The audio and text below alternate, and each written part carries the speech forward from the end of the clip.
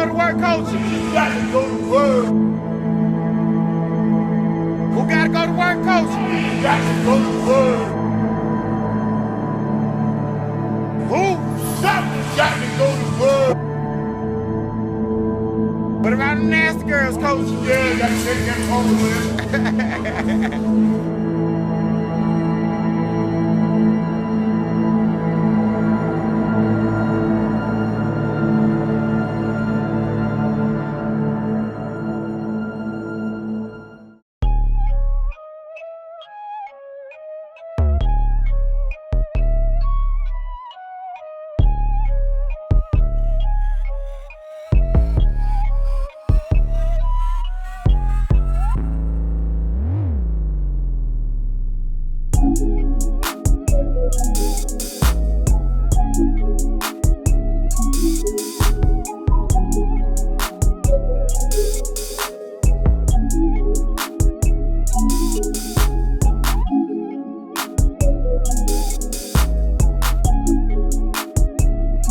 Same issues that the young men our at-risk youth have in the real world, they have in the boxing gym, right? They're not listening. Mama can't tell them nothing. They're gonna do it their way, right? So when they come in here, they're no different. Coach, yeah, I hear you, but I'm gonna do it this way. Or why I need to run? Or why I gotta hold my hands like this, right? Okay, cool. Well, you know better than me. So how about you get in the ring and show me a thing or two, right? So they get in with one of their peers. They get touched up like massage parlor, right? So now they have a humbling moment where, Coach, how do you say do that? How should I hold my hands? Now, what do I do? Now they're receptive. Now I could, that guard that was up is down. So now I could get through. I could give them information that can help them. But you see that in the real world, you know, they weren't listening to mom, they weren't listening to dad. They get in a situation with the law where they get in trouble, now they go to jail, right? Now they don't have anyone around to reach them when they're at a humbling moment, or no one positive to reach them at that humbling moment. They have other people around them who have the similar mindset.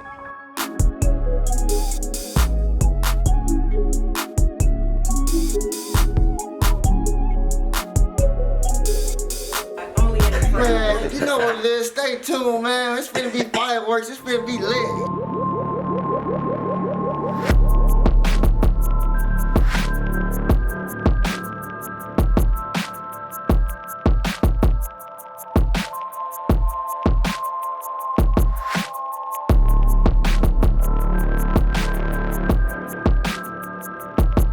I'm from Atlanta. You know, I was born and raised in Atlanta, Boulevard, with my grandma. I stayed with my grandma most of the time. You know, my mama had like 2 jobs, so she was out doing what she was doing, trying to provide for us.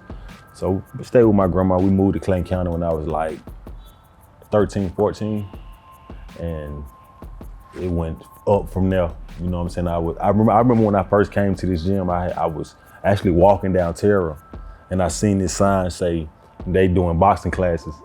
And I walked in here, and it was like a blessing ever since. Like from day one when I walked in.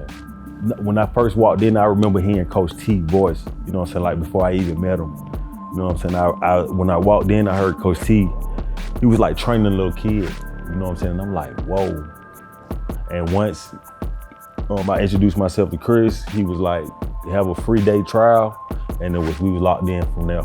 Like, I loved it. It was just, I felt like it was my calling. You know what I'm saying? Like I played all sports. It didn't kind of work out. I went to college, it didn't work out. I had jobs, it didn't work out. You know what I'm saying? So it was like, I just had to find my purpose. You know what I'm saying? The older I got was like, man, the streets went really good. You know what I'm saying? In and out of trouble, jail. Then I started having kids. I'm thankful for my kids because they made me realize like, it's more to it than just, you know, hanging in the streets and not doing the right thing. So I kind of just devoted my life of like, I'm just gonna box and just see. If I did 10 years the wrong way, why not try it 10 years the right way? So, and I was just like, I made that sacrifice. It was hard, but I made it.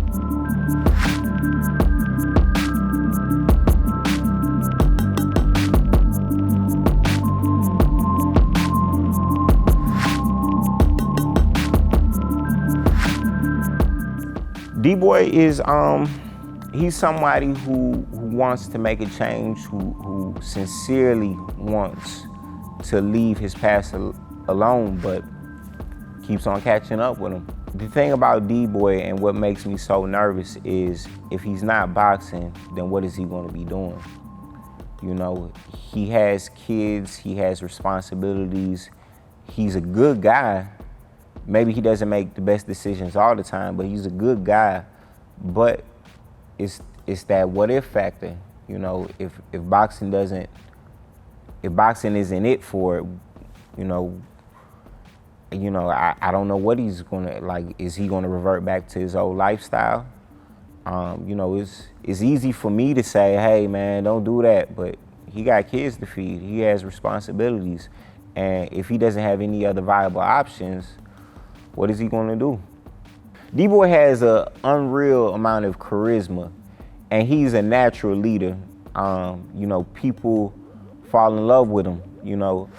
As soon as they meet him, they could tell that he has a certain energy, and you know, he's definitely coming up.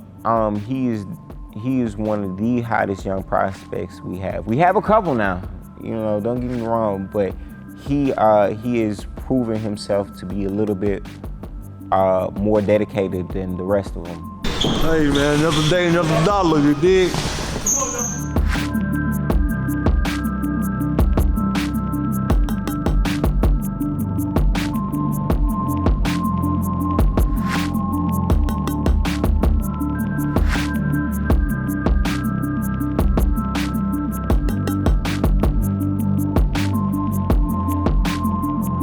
Coach T, how you feeling, man? It's time, baby. Think it's that time? It's time. As a kid, when I was growing up, I always got into altercations and fights and stuff like that in my neighborhood. You know, I always thought it was, you know, because I didn't have a father in my life. So basically, you know, as I grew up, I was fighting all the time in the streets, and it led me to pursue boxing. I had a lot of anger because when I was a kid, I didn't have a father figure in my life.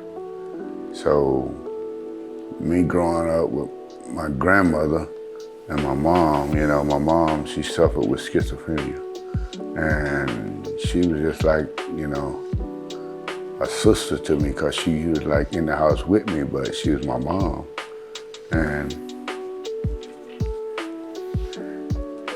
it's kind of emotional, but it's like she grew up in the house with me, but she was my mom. And she suffered with schizophrenia and she would, when she go on her, how would you say, the way she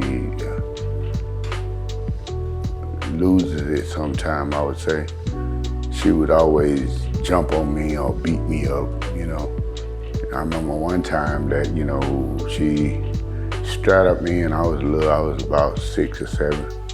She straddled me and put her knees on my hands and arms, and she just punched me in my face, kept punching me in my face, kept punching me in my face. And the next day I had to go to school with my face all swollen, mouth, nose, eyes black, you know, and the kids, you know, they didn't care, so they was kind of mean, you know. They talked about it and look at it, look how he look, and it's just a lot of things that happened in my childhood that made me angry, you know, because my father wasn't in my life.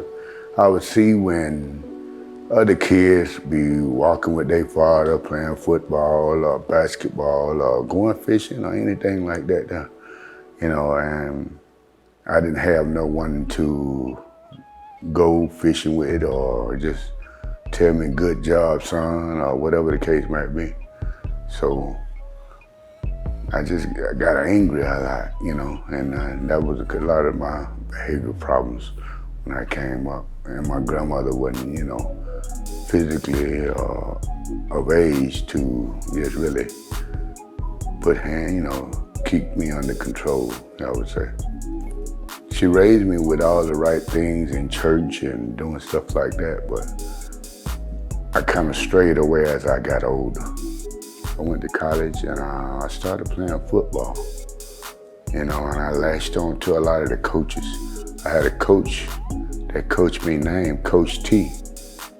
You know, and he was like my mentor. He was the one that really just sit me down and guided me through a whole lot of things, football as well as school and things I need to do and my attitude and, you know, being coachable. I can see a lot of the things that he did and the way he coached me, it comes out in the way I coach and mentor the young men that I coach today. God has given me an insight on looking and seeing deeper into boxing than most coaches. I got a knowledge and a wisdom and an understanding of boxing that I think is a little bit deeper than a lot of other coaches. And the love for the sport and the love for the kids and the youth and the people I touch lives makes the difference in my life, I think.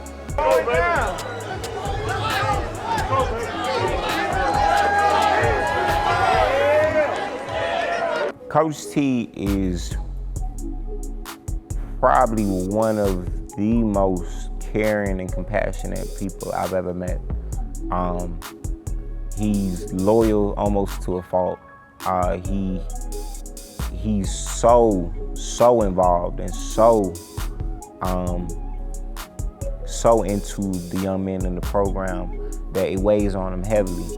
You know, the kids around here kind of joke about it, but like they'll go out and win a fight, and Coach T will be steaming mad on the trip home because he knew that they could do more, and he has vision for them that supersedes their own vision for themselves. You know, he sees their potential when no one else sees it. He's able to decipher, you know, those things, and you know, I've been around boxing for a while and just been around people for a while.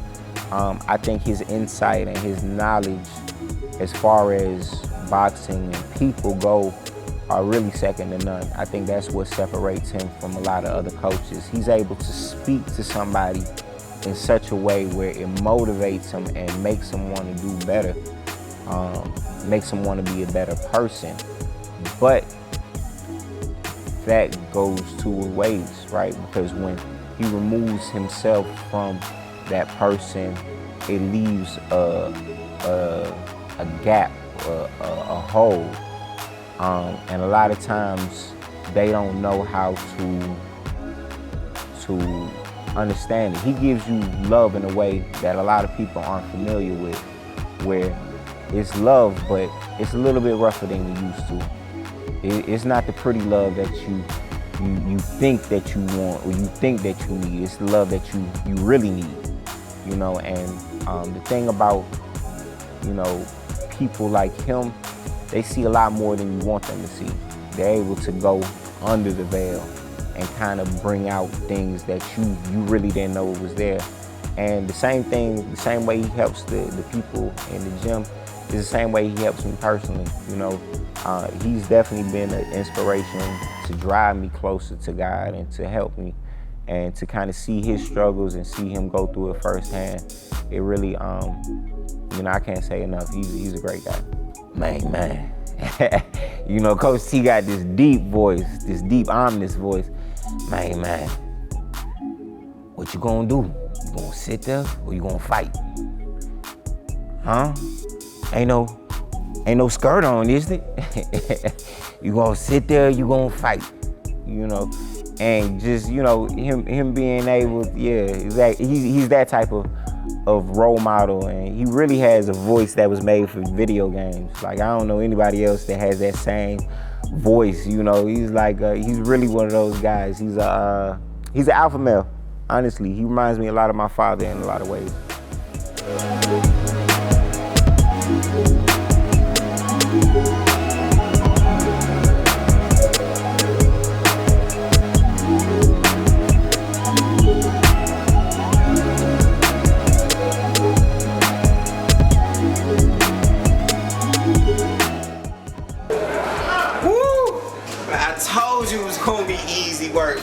We lining up the next one, man, so y'all stay tuned. It's showtime, baby. Champion Boxing Gym. Young Lions coming, man. I'm telling you, we coming to eat everything. Ain't nobody safe. through it, I've definitely found a passion. I don't consider it work. I would honestly do this, what I do, for free. You know, is getting to the point where we are starting to make some income, but we have had, I mean, up until this point, it was pretty much a charity, to be honest. It feels good to help people. So maybe it is a selfish reason. I do prefer the term, and let me back up, because I prefer empower. I've learned, you know, when you help somebody, they're just gonna ask for more help in the future. But when you empower someone, they know they could do it themselves. So just giving them the opportunity and showing them that they could do it. You know, you got some recipe that you got to add to it, but you know, when the ingredients are right, you can make it happen. My biggest challenge, being obedient, listening to God, and doing what he tells me to do. Maybe by nature I'm stubborn, and I have the tendency to be oblivious and reject clear signs. But I'm learning to be more obedient, and I'm learning to follow God's plan for my life. I feel like I should be doing more in the community. You know, I do know that I'm what some people might say I'm doing a lot of good, but I know that if I was more focused and took away some of the distractions that I do have in my personal life, I could give more and be more. So just following what God has for me.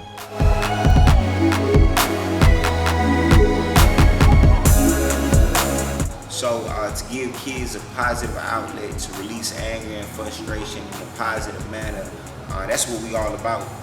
And we don't mind beating up people either. So if we could take a young kid and teach him how to fight someone, we can teach him how to fight his circumstances, how to give back, and then go back and train somebody else to do the same thing. Because again, boxing, although it's a very physical sport, it's more so mental toughness than anything. So that's what being a lion is about. That's what the Lion's Den is about. And that's what we have as a community. We have a fighting chance to really come and make something of ourselves. They get back to work and get even better.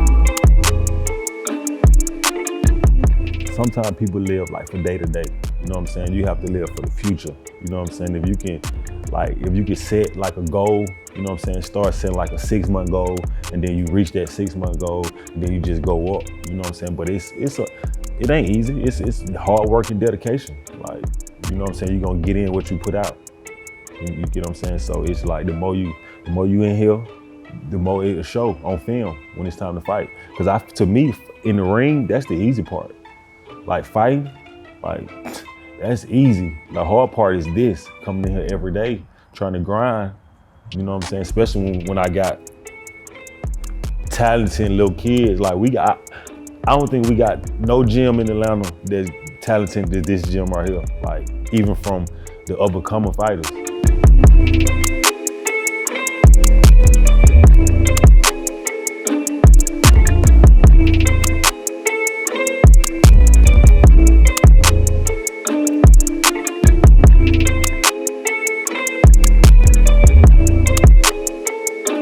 I it's more harder because of my age. You feel me? Like the coaches, you got to come to the gym every day. You feel me?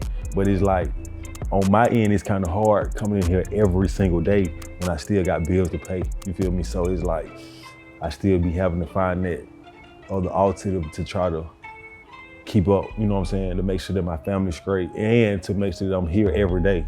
So it's hard now. It's hard, but I made the sacrifices. I really learned how to do without. You know what I'm saying? Once I learned how to do without and just grind for what I want, it turns out to be a blessing, and I'm very thankful. Man, I'm a very adventurous. You know what I'm saying? I like to try new things. You know what I'm saying? I'm very open-minded to not only trying new things, but just going different places and just outgoing. You know what I'm saying? To know me is to love me. You know what I'm saying? I've been through so much. I am a Gemini. You know what I'm saying? So some people say we crazy, but I feel like we the best people on the earth. You know what I'm saying? Like, cause it's like, if we mess with you, we mess with you. And if we don't, I don't mind having a problem telling you I don't. You know what I'm saying? Like, people don't like when people say I'm too upfront. You know what I'm saying? Like, I'm gonna tell you exactly how I'm feeling, no matter if you like it or not. You know what I'm saying? But that helps you get a better understanding of me. They say most people attracted to this sport have had rough upbringings. Do you agree? Yes. Because you got to be kind of crazy to want to get into something that's barbaric, I would say. Because basically you got to do something that's got to be in you as a fighter. Yo, I ain't finna tell y'all how I got away with this shit. The pack came in at the right time. Yeah. The pack came in at the right time. Yeah. I say the pack came in at the right time. I was pushing it, I had a deadline. Yeah. The pack came in at the right time. Yeah. I say the pack came in at the right time. I was pushing it, I had a deadline. The pack came in, it was on time. I got some niggas down the road really doing time. Cross your mama by that paper, call that applying pressure. Cut that hoe out, she too extra. He dropped the pack out, let some extras. Pop up, perk my mind bad. Say you up, I say I'm glad. Ain't got no hatred in my heart. I don't come out till it get dark. I'm a lion and a shark. I'm a legend at the park. You can't get out once you start. I'm trying to let it all out.